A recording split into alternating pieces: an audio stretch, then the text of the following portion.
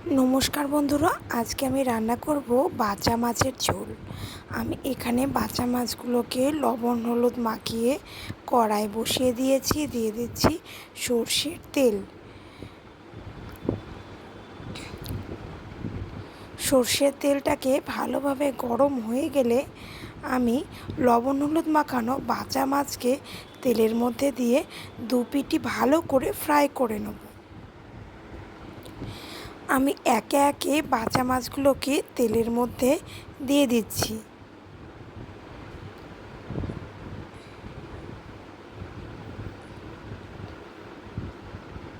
বাঁচা মাছগুলোর এক পিঠ আমি ভালোভাবে ফ্রাই করে নেব। এক পিঠ ভালোভাবে ফ্রাই করা হয়ে গেছে। আমি এখন অপর পিঠটাও ভালো করে ভাজবার জন্য মাছগুলোকে উল্টে দিচ্ছি।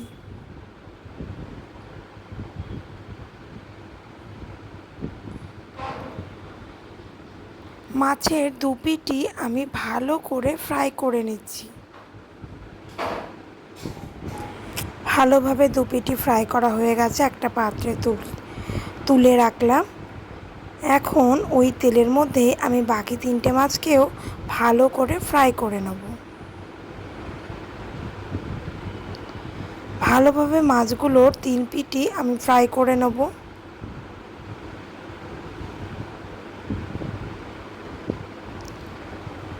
ভালোভাবে এক পিঠ ফ্রাই করা হয়ে গেছে, অপর পিঠও আমি ভালো করে ফ্রাই করে নেব।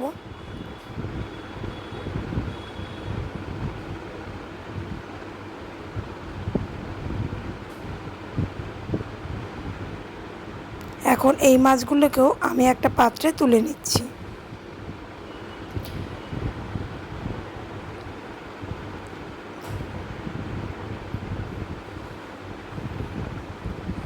এখন ওই তেলের মধ্যে আমি দিয়ে দিচ্ছি জিরে ফোড়ন,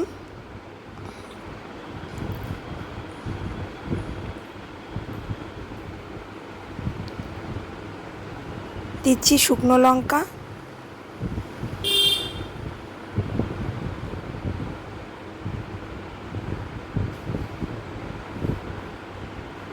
দিলাম তেজপাতা। ভালোভাবে আমি নেড়ে চেড়ে নিচ্ছি।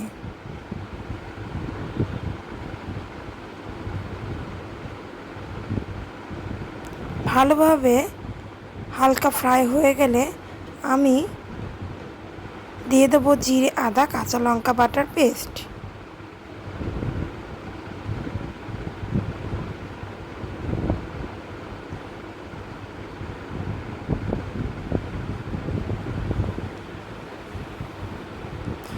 এখন মশলাটাকে আমি ভালোভাবে কষিয়ে নেব।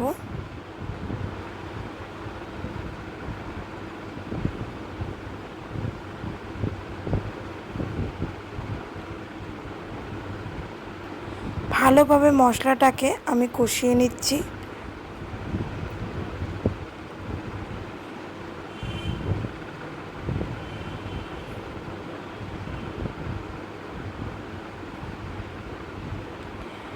দিয়ে দেবো এর মধ্যে হলুদ গুঁড়ো,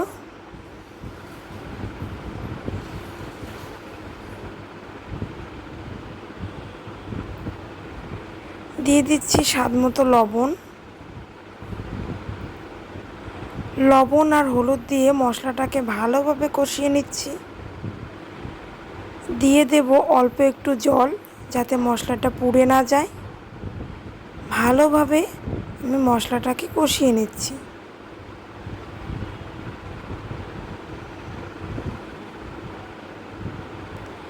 দেখুন বন্ধুরা, মশলা ভালোভাবে কষানো হয়ে গেছে। এখন আমি দিয়ে দেবো জল।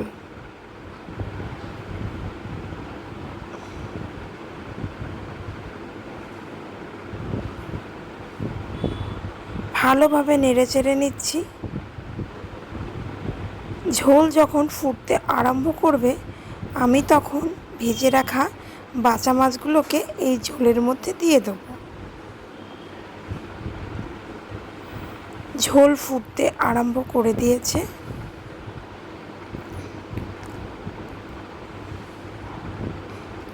বাঁচা মাছগুলোকে দিয়ে দিচ্ছি ঝোলের মধ্যে।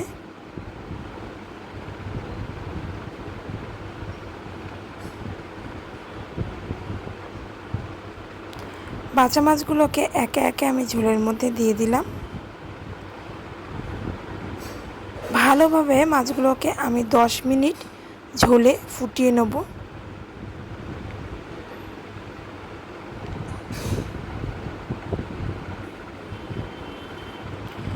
গ্যাসের ফ্লেম মিডিয়ামে দিয়ে আমি 10 মিনিট ধরে মাছটাকে ফুটিয়ে নিচ্ছি। সবশেষে আমি দিয়ে দিলাম অল্প একটু কাশ্মীরি লঙ্কার গুঁড়ো। হালকাভাবে নেড়ে চেড়ে নিচ্ছি।